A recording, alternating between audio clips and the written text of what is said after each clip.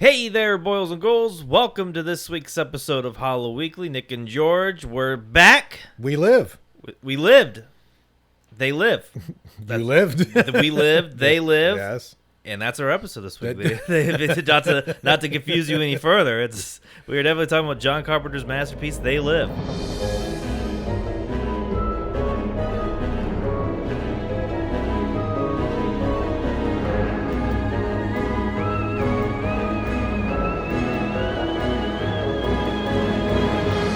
Yes. 1988 masterpiece, but also we've been gone for a minute. So It's been if you're wondering where we've been, your boy got the Rona.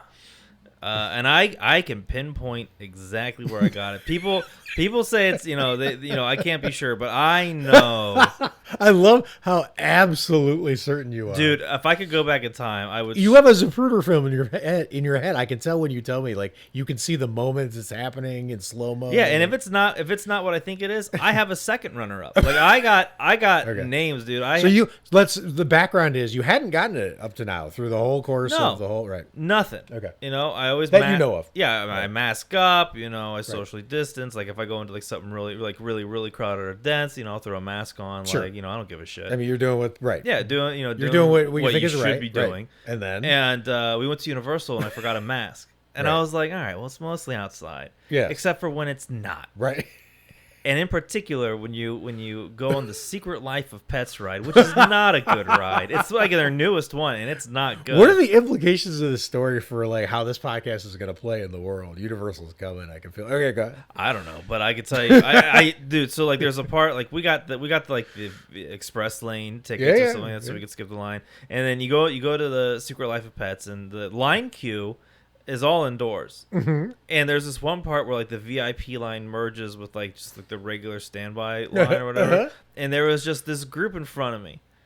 Yeah. And I was just like, and it was this tight hallway, and I was looking around, and I was like, son of a bitch. I was like, I should have brought a mask. Right. And I didn't, and I'm almost 100% certain. And if it's not that, Okay. it was this little kid on the Minions ride who was filming. Oh my God, same place, right? Right. So like the Secret Life of Pets ride is here. No, I get it. Universal. Yeah. And it was just these two ragamuffins, and this one kid was like filming the Minions ride. He had his phone on. He was like recording the ride, and I was like, I don't think that's gonna have the same effect. You think it will, but like, go for it. So it might have been him, but I know everything else was pretty much like. Outdoors or space. So it was one of those two. It was one of those DreamWorks, and I can't watch. I think it's DreamWorks. I can't watch anything from that again.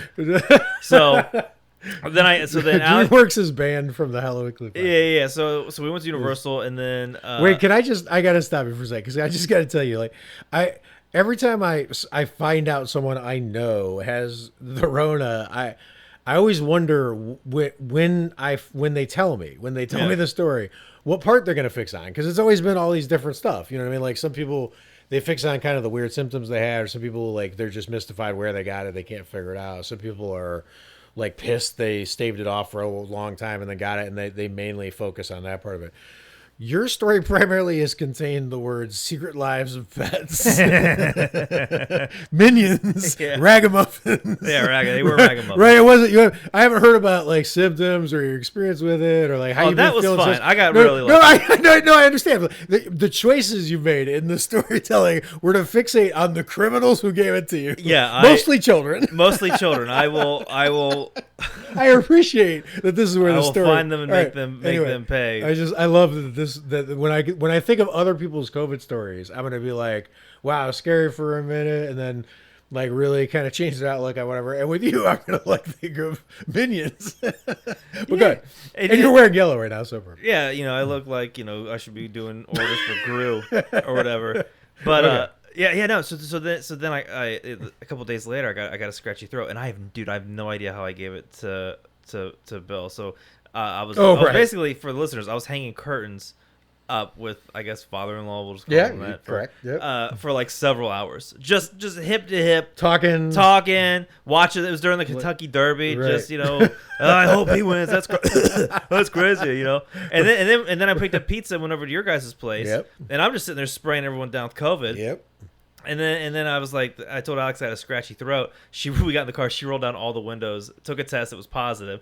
Luckily, I didn't have like any like terrible symptoms. Like I like the first thing I did was I was like, well, I can watch a bunch of movies. So I put on Saving Private Ryan. And I was like, let's fucking go.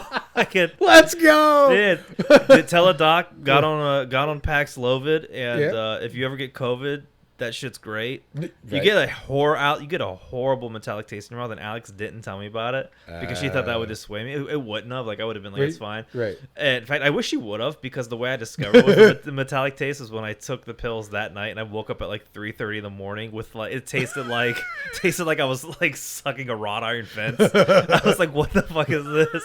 So then I'm like downing water, like rinsing my mouth out with like mouthwash and shit. Being pre-prepared would have been better. Okay. Yeah, it would have been good, but 16 days later. Yeah, and everyone kept saying, oh, you got this variant, so, CDC says it's 4.4 days. Bullshit.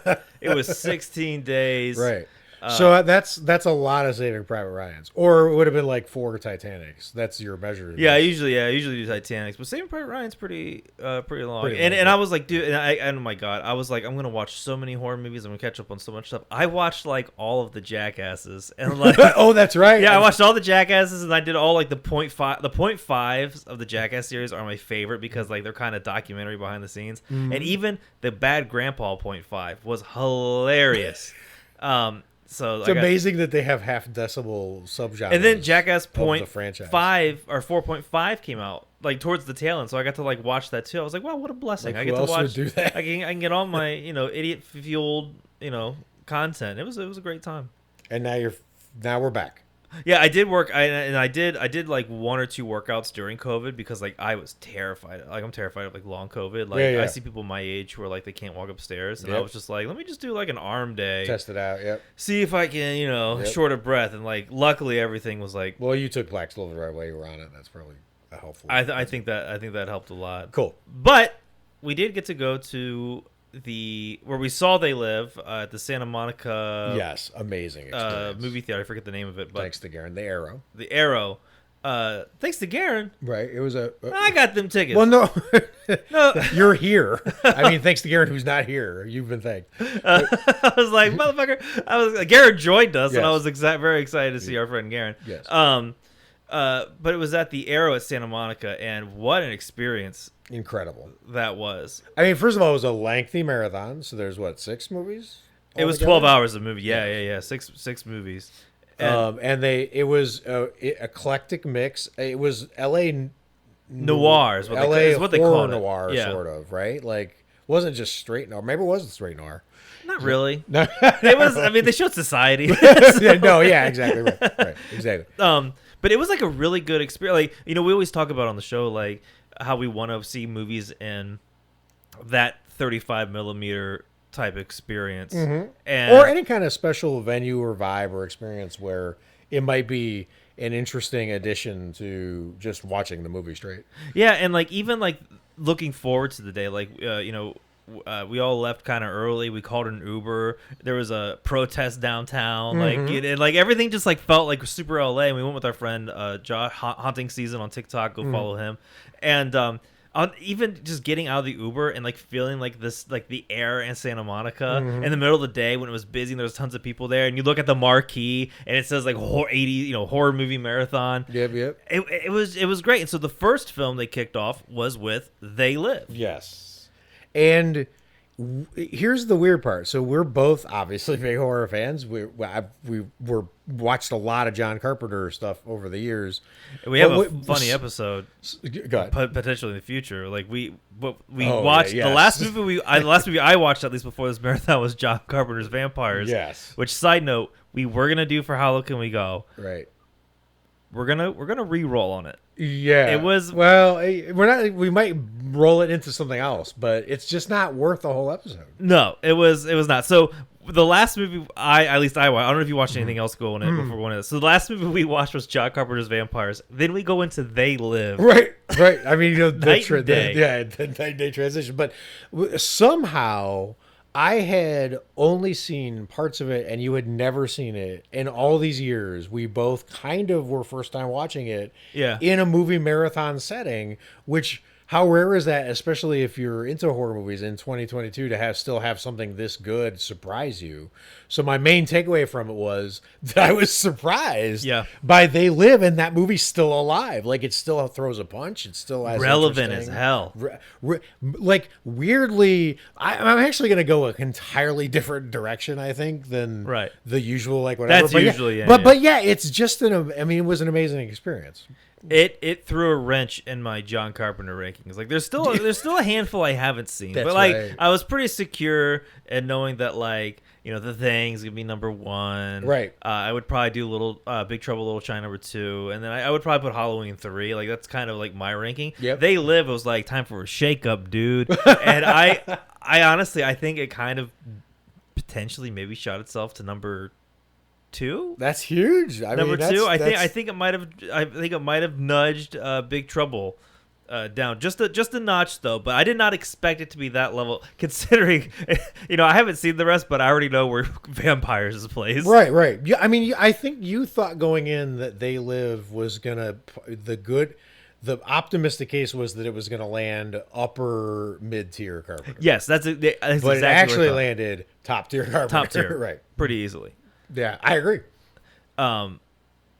The theater was actually the crowd response was really great, and I love whenever, like, the names of, like, when, like, Roddy Piper comes up, everyone claps. John Carpenter comes up, they clap. The music comes up. Oh, the music was great. It's so funny. I don't want to keep comparing it to Vampires, but I mean, just the contrast of it was so night and day. Like, the music in Vampires felt so, like, weird. Like, I know he composes all of his music, and there was just something that didn't place right. Like, it's like when you're doing a puzzle, like, it should fit in there, but it doesn't. Right. That's what I felt about Vampires. But with They Live, like, everything just kind of fit perfectly. Right. Even the weird choices were perfect somehow. Like that, it's just such a perfectly rendered movie.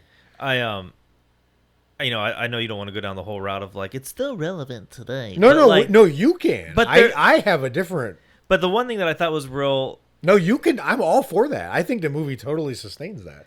It's just wild to me that I think it was, how many months ago was it? It was maybe 8 months ago. Or maybe it might have been longer than that with COVID and, like, all this shit. I've kind of lost track of time.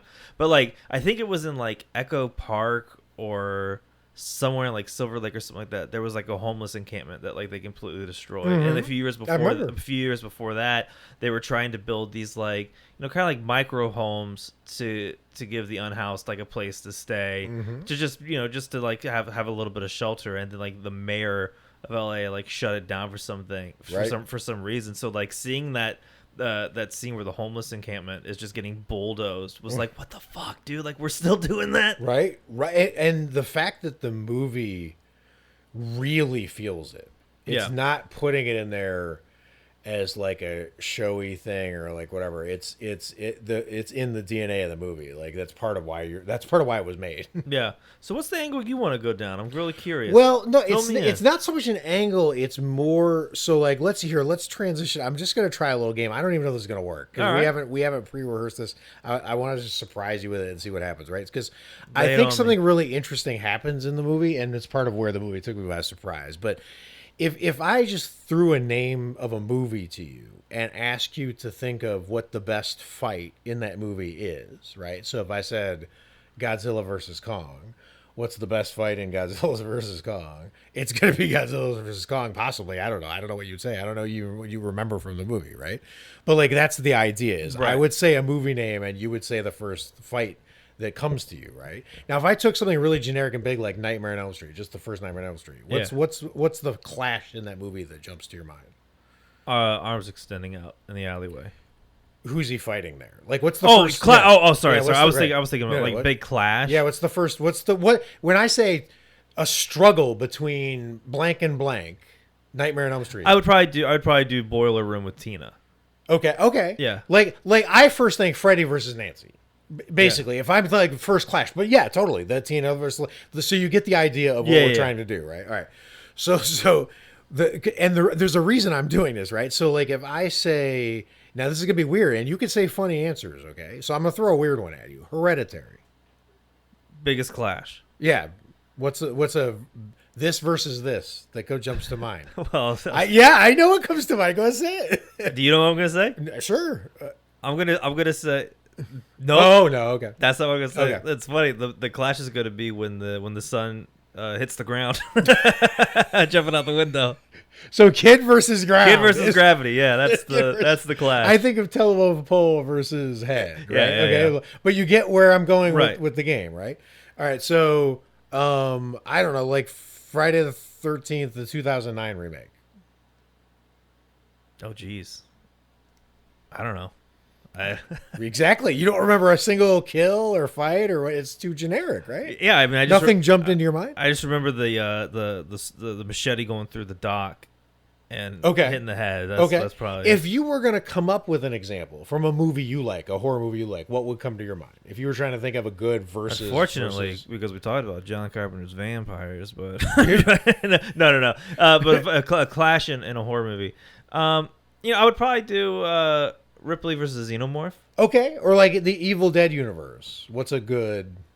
I'd probably do Army of Darkness. I Okay. would probably do like one of the big battles at the end. So like a battle. Yeah. Okay, now They Live.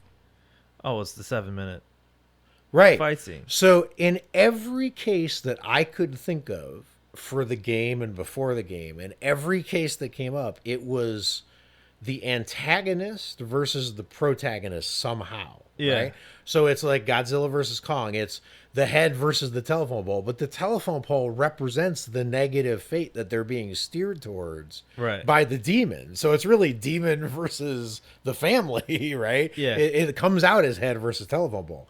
The best fight in They Live is between two friends. It's not enemies, right? So you have an action movie where the best fight. So I think the best thing in this entire movie is the friendship. I think the hero of this movie is the friendship between Keith David and Roddy Piper. Yeah. I think that's the most important thing that happens in the movie is those two guys' friendship. They have a incredibly awesomely weird friendship somehow in this. It is pretty killer. In this film, like a partnership, like Yeah. a Western, right? So that's the thing is I was watching their friendship take these weird turns, like whatever, and then I realized that this is why John Carpenter is like he must be so like stubborn to be around. Like I think it's harder to be his friend than his enemy, probably in real life. Right? Yeah. Like look what you have to go through to just be his friend. Like put on these glasses. Do me a favor, buddy. Like if I turned to you and I was like, I'm just having this weird experience with these sunglasses. Try them on. You would do it in a heartbeat. Like, Yeah, we're- I wouldn't. We're Yeah. friends, right? You wouldn't have to. I wouldn't have to beat the shit out of you for 7+ minutes to just put on some damn glasses, right? Like it's like their friendship is incredibly weird, but the fact that They Live like in the canon of horror movies, you have these epic verses, Tommy Jarvis versus Jason, and like Frankenstein's monster versus his creator. And in this one, Right. you have buddy versus buddy. A couple pals. just really working it out in the toughest way possible. And I find that super unique in how it's built. And I think the movie's really subversive in the fact that it reminded me way more of High Plains Drifter or like a Western when I was watching it than Yeah. what I expected going into it. I expected to get sci-fi Invasion of the Body Snatchers. I knew John Carpenter as a kid actually watched more sci-fi, dark sci-fi horror than straight horror because that's what he was in the 50s. Right. So like, you know what I mean? But Comic like stuff. but right, exactly. And he thinks aliens should always be villains. He fucking hates E.T. and like all this shit. He thinks that's a joke, right? Like, it doesn't matter how good you make E.T. He thinks it's a terrible idea to make good aliens, right? Right. He wants them to be bad. As a matter of fact, there was a really cool thing I found about this bar where the design of the aliens, the reason they look that way is because John Carpenter believed that they're corrupting us. So he wanted them to look like corruptions of human beings. So the corruption's like heading both directions to meet in the middle, right? Interesting. They're corrupting down, like looking to like humans that are physically becoming corrupt, while they're corrupting us by getting us to buy into all the bullshit and like the whatever, right? Wow. So that literally the philosophy of what he's trying to convey in this movie influenced why the monster looks the way it looks. Just like in Godzilla, it looks like that because of radiation scarring. It's not like a random choice why the monster looks Yeah. the way it looks, right? There's thought behind it. So because of all that cool shit that was going on there, I expected that sci-fi cool angle to be what I really resonated with. And what it turned out I resonated with was just this incredible loner wandering, just Roddy Piper and Keith David just watching people, watching each other watch other people, Right. trying to figure out just what the hell is going on, not showing each other their cards too much, trying to help out where they can, but stay uninvolved mostly, like, Right. and then just putting up a battle on their own terms by their own like personal rules with no compromise in like the weirdest fucking way possible. They were on this weird crusade. Like it was very strange, and I just loved it. It was like the blues music would kick up and it would just be an open field, and A lot of soundscapes too. Yeah. A lot of the, you know, the beauty of like seeing it in the theater with like a real, you know, a theatrical sound system was when there's not a score. It's just like the sound of the city, and it sucks you in, dude. Like it was such a pleasant. It's weird, like considering like what it's about, what's happening, but like I had a really pleasant time hanging out with Roddy Piper. Right? Isn't that weird? That's what I'm Yeah. saying. It's so strange how, and maybe it's the time we're seeing it in. Maybe it's in the middle of a pandemic and all the things. that Maybe are being happening. in Los Angeles, Right, well, who knows? But like, whatever it was not the vibe. I expected like a hard sci-fi, like whatever, dark, you know, vibe or whatever. And you're right. What I got was I just wanted to hang out with Keith David and Roddy Piper more. I was, you know, bummed that, spoiler, they die. But it was really weird that Roddy Piper dies essentially the same way the Northman ends. that is kind of weird. Like staring up triumphantly, having beaten the thing, but just up into the sky. I'm like, oh my God, it's the Northman. kind of worked out. like whatever. So I you know, that's a surprise. And then the fact that it, apparently, if what I was reading was right, that this is kind of the first time that a wrestler had been really kind of offered a lead in this way to carry a movie. And it sort of paves the way for like The Rock and, you know, even John Cena. John Cena. I don't even think Hulk Hogan had done it yet. Really, when they were doing it, they were playing themselves like personas. Like Hulk Hogan was playing Hulk Hogan. He was obviously himself. Yeah. Roddy Piper was not playing Roddy Piper. Roddy Piper was playing. Yeah, when you're watching Mr. Nanny with Hulk Hogan, like you're watching it because it's a movie with Hulk Hogan. I don't even know what his name in Mr. Nanny is. It's probably like Steve or something like that.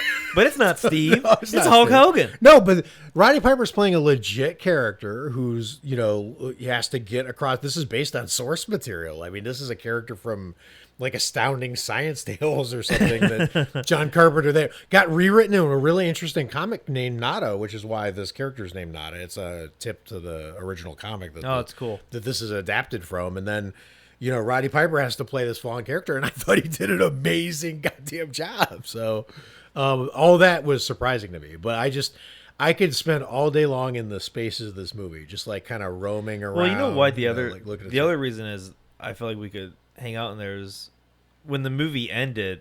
Like my first takeaway was everyone, or not everyone, except for, you know, the aliens.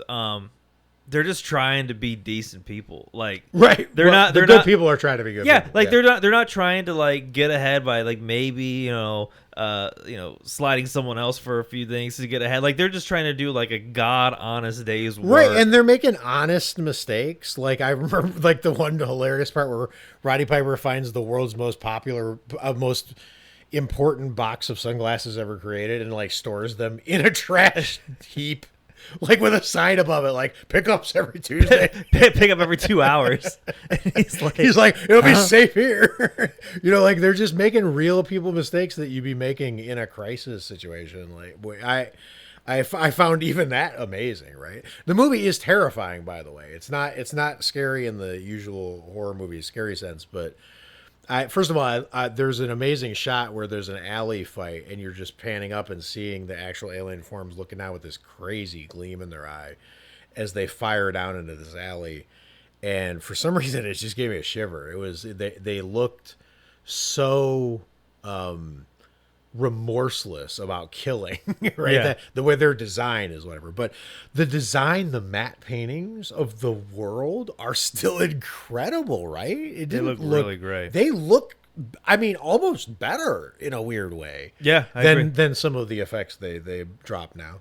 I didn't expect the because I mean honestly, aside from just like, you know, the blue and red alien face and consume all the all the billboards. Right, this is what you knew going into it. Yeah, that's all I really knew in there going into it. But I didn't expect them to execute the level of paranoia so perfectly. Right. Like the idea, I love it when a movie has a character that has information, concrete evidence that this is happening, and no one around him believes him, and you're trying to convince him, because that is, as the audience, it's so frustrating, because you're like, I believe you, but we gotta get these assholes around you, right? And so often the movie tries to play it both ways, and you're not sure the character it's really happening. Maybe it's in the character's mind, or like this trick they do 1,000 times now, but not here. It's happening. It is 100% real. And Roddy Piper is on it pretty quickly.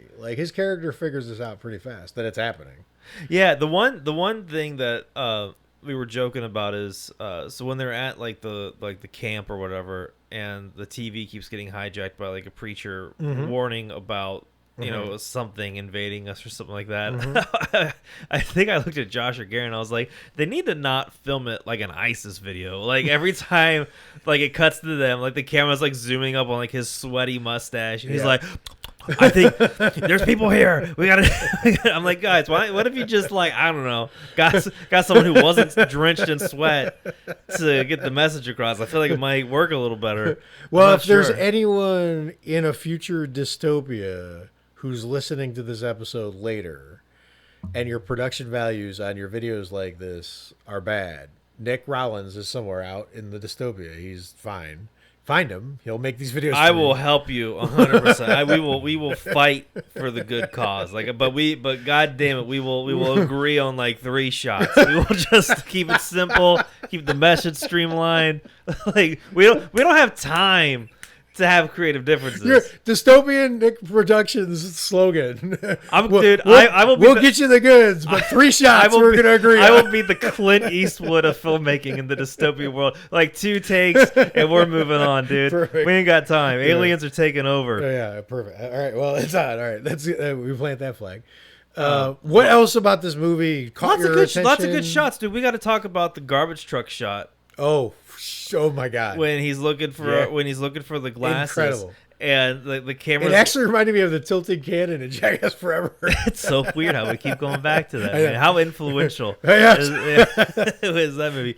But the shot where he's in the I guess it's a dump truck, and it's tilting backwards, and the camera's just attached to the truck, so you just see the ground shifting from below him, and then shit starts to fall. And they must have they probably really had to do that shit, because and that's what I'm talking about, is that Roddy Piper, if you go back and you look at that scene and you look at the look on his face, it is the perfect look of a man who has realized that he is screwed in the most perfectly hilarious way, right?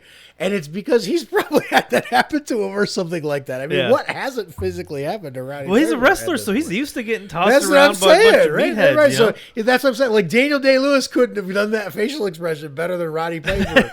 In that moment, Roddy Piper understands what it's like to be a person who lives in a world where you think by your hard work and everyone plays by the rules. He says it it'll just all pay off, and then you discover that when you think everything is horizontal, it's vertical.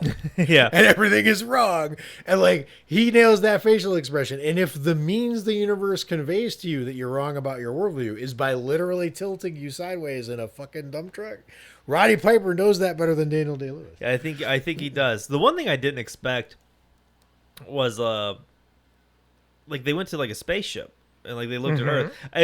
Going into the movie, I had no idea we were going to be going on an alien spaceship, so that was kind of a pleasant surprise, because I was like, oh shit, this is sci-fi. We're on an alien ship, dude. We're looking at Earth. How long do you think the aliens have been on Earth in this movie? I don't get the feeling they've been around long. I feel like this is a beginning stages of a takeover situation. I would say you got to look at it. And are you familiar with the Roman Empire? Vaguely. When people talk about it, you're like, oh, it must have happened over the course of 2 years, but it's fucking forever. Totally. I feel like they were in the first stage. Okay. Of that, you know what I mean? Where it's not a long time. Yeah. But they had billboards. You can't just come to Earth and have a billboard. Right, everywhere. They have billboards everywhere. They have them everywhere. Or they were transmitting that signal onto billboards. I don't know that they rebuilt everything black and white. Well, I don't either. That's part of the beauty. Yeah, that's part of the beauty of it. How long do you think they were on Earth? I think it's newish. My feeling about this is, I think it's the ridiculous shoddiness with which they were protecting their one satellite that did everything for them. That is, yeah. They had like 4 security guards in a dish, and that felt pretty like ad hoc situation to me. It didn't feel like that they had ultimately established the empire yet that they were on their way to. And I think Roddy Piper, I think that's why he's smiling. I think he knew, like Dead Zone style, he like killed, as Shakespeare would have said, he killed the villain in the shell. No, I could see that. So where does They Live sit in your official John Carpenter ratings? So I'm way different than you on this one, because John Carpenter for first is always going to be Halloween for me, because it was like one of the few movies that actually terrified me, like in that you can't get out, it's like when you eat something too hot and you want it off your tongue. That's how Halloween felt to me as a kid. Right. So like that's really special. So I always put Halloween first, and the Thing's got to be second.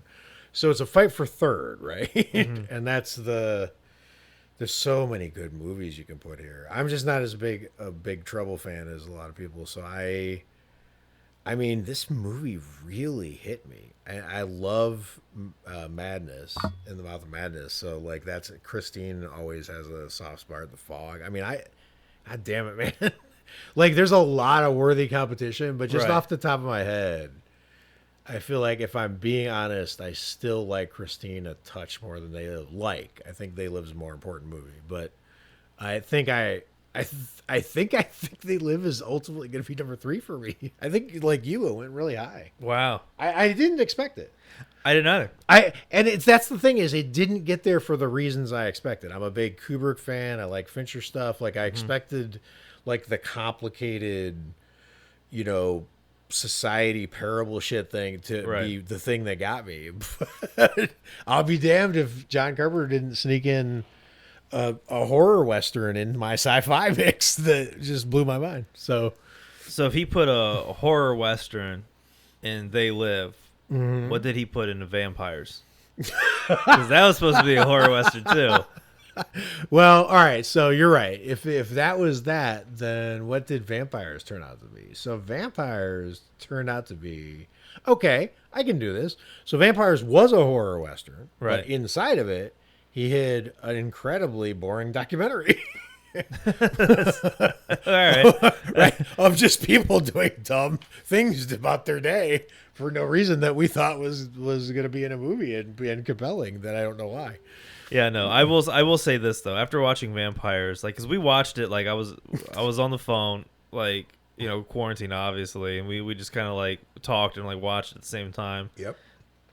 I needed a They Live after John Carpenter's Vampires. Yeah, because that hurt. That hurt real bad. And you know what? I understand there's a lot of people listening who probably love that movie, or at least like that movie, or whatever. And there are things. I love Cheryl Lee. I think there are a handful of things in the movie I did like. Right. I liked the tech that was kind of underutilized, but we're going to say that for but it's literally just the disappointment was real, because in How Low Can You Go, in the concept, it's basically like there's a great Roald Dahl short story I read as a kid where it's just a kid who's imagining on his carpet that the gray patches are stones and the red patches, which are way bigger, are just lava, and he's jumping from one to one. And then he misses and hits the red, and his mom comes in the room and calls him, and he's gone, right? So we're jumping from patch to patch. We're trying to get from good movie to good movie all the way down, right? So you got to pick the rock ahead. Right. So when we're peering ahead and be like, oh, Malevolent might be good or whatever, and then we land in the lava, it hurts, right? So sometimes you get tricked. So when we look ahead and see John Carpenter's name, we're like, oh man, we're in. Granite. Like we're gonna land there and stick, and it's gonna be fine. And then when you land there and your ass is in the lava again, you're like, what? Son of a bitch. He tricked us. So part of it is the particular experience of having to do it for How Low Can We Go and thinking we were safe with John Carpenter and just not enjoying the experience at the time. So, it's not that this is the worst movie in the world. It was just not what we expected. But this is the opposite kind of. I feel like it redemption. I feel like it lapped us a little bit. Like Yep. it lapped. It was so good. It lapped. Yep. From before, and we're like, oh, all right. And by the way, I know we're done, and probably anyone who cared about the movie has already stopped listening. But like Keith David also is just incredible in this movie, and that part was written specifically for him because John Carpenter loved what he did on The Thing, so he knew he could do this kind of part. That's so and cool. Just like what was happening there with the character and how much I cared and kind of understood the decisions they were making. And that's the thing is everyone complains about stupid decisions in horror movies, but what we're really complaining about is we have friends or family all the time that make stupid decisions, and we just give them passes because they're friends or family. Right. We understand why they're doing it, or we just want to give them a pass or whatever, right? So like, with this one, you're just watching this guy, and like in most horror movies, I have to write passes for the characters, but this one, I understood everything. It was amazing. So I wish I would have had those glasses when I was in line for The Secret Life of Pets. I bet I could have really. You would have seen like everyone's face would have had like whatever, and then his would have been like get sick. Yeah, I would. I guarantee if I had those glasses in there, I would have found the culprit. I still can't believe it. I still can't believe it. It's absolutely unreal. But you, the listener, if you love They Live Yes. and you want to help support the show, consider giving us a review on iTunes. And I got an easy one for you today. Let's do it. Just comment emoji sunglasses. Oh. I think there's like an emoji sunglasses where it looks like Ray-Bans or something like that. Yeah. Just comment that in a 5-star review. Yeah. Simple. It'll take you 5 seconds. Yeah, absolutely, and the sunglasses, Or if you want to be like real extra, you can comment put on the glasses, and then if you like type in "pow," it gives like the Batman like like onomatopoeia looking shit, and you just do like 3 of those, put on the glasses, and then like a couple fists, and then like a guy running, and then like a couple more fists, a couple more boom pows, and then sunglasses. Like you could probably do the fight scene in emojis. That's where we're at. And Carpenter couldn't predict that. There's some unique moves in that scene. I don't know. My favorite is when he goes to pick him up. He's like, "Hey, I'm picking up," and then he just boom one more time. I just can't get over that was scene. Absolutely amazing. All right, and then just to end it real quick, Yes. here's my 30-minute review of Angel. I can't. I'm sorry. You guys had to be there. It was for the last movie they showed was Angel In the movie marathon. in the movie marathon, and it honestly could have ended whatever they did. They did Slumber Party Massacre before. Yep. Before that one, A terrible print, actually. Oh yeah, it was like red and faded, and it just I'll tell you what, that pissed me off the most. So they showed a horrible print of Slumber Party Massacre, and when I say like put on like red tinted glasses and slap yourself a couple times. That's what the print looked like. Yeah, it was really weird. It looked so on purpose. It looked like something Tarantino added as a filter in a grindhouse way. And I will tell you, I was so peeved. I went home and I was like, "There's no way the movie looks like that. There's no way." No. So then I googled it, and like on YouTube, they had like a beautiful HD one with a variety of colors. Yeah, there that was movie looks really good. There And the was director blue. was there too. Yeah, I mean that was cool. But the marathon started so strong, and we were having such a fun experience in the seats because it started with They Live, and I think with the Society next. And right? Society was bomb. And those two were an incredible pairing. Like that, anyone who's doing a future marathon after this was passed and settled 10 years from now, like put those two movies together. It's electrifying to the audience. The audience loved it. Everything was going great. And then Slumber Red Party Massacre, and then they did. That's what I'm trying to remember. So it was They Live, Society, Slumber Party Massacre, Break, and they actually had the director and I forget her name, but producer on They Live. Yeah, which was really cool. That was great.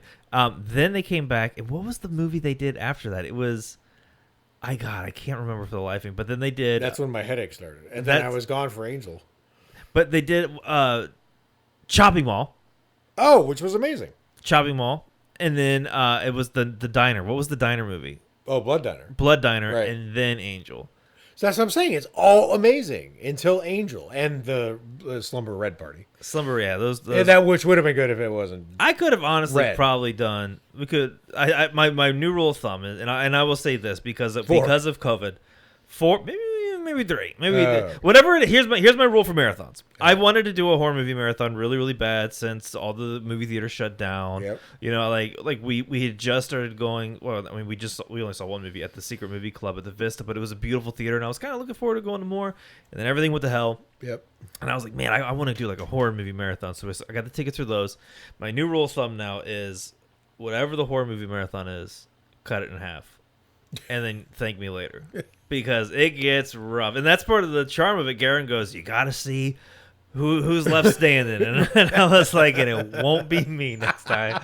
Well, here's the thing, though. I don't think 3 movies is a marathon. That just feels like 3 movies is not a marathon. Watching Lord of the Rings to me. I think it has to be 4 movies to be a marathon. 5 I would do. 6 was too much. And that's why I got out of the 6 because my headache had gotten so badly, whatever. But fortuitously, Angel, it turns out, which is a movie that I know is very beloved in a certain way. They did it on Last Drive-In. Right. It's just at the end of a marathon where it's turned into a grind is not the movie you want to end on. It's not the vibe for. No, you got that should have come at movie 2. Like you ending on Shopping Mall would have sent you out with this energy and like yes, right. yes. Like, even if you'd been like, wow, 6 was too many. Ending on Shopping Mall, it would have been a different experience. But ending on Angel, I'm sure we'll have a Cinematic Void podcast on here and question them. What day was it? It was like May 7th, 16th or something like that. Yeah. We'll do the May 16th commission and we'll line them up. And we'll find out what happened. Yeah, we'll get videos and what be happened, like, what happened to this? What happened? What was this here? What was this deal with Angel here? Right. So to me, it was just I forgot like even Shopping Mall was in there. It was a pretty incredible marathon. It was a good time, but They Live still. I mean, that's why we had to do this episode on it. Yeah. Like there's certain movies where you watch them and you forget. But like I remember almost everything in They Live, and I would be excited to watch it again. Like I really, really dug that movie. I would 100%, if it literally comes on tomorrow, I would 100% just sit and watch at least 10, 15 minutes, just if not all of it. And I just saw it. I mean, I loved it. I loved it. All right, well, I'm glad that we're back in this. We're back in the schedule. We're back. Thank you, Paxlovid. And remember what I said. 1 emoji sunglasses 5 stars, and if you want to be extra, do the whole fight scene. I don't know what that'll look like, but I believe in you to be creative enough. So until next time, stay scary, stay healthy, watch a bunch of horror movies. Talk to y'all next time. Okay.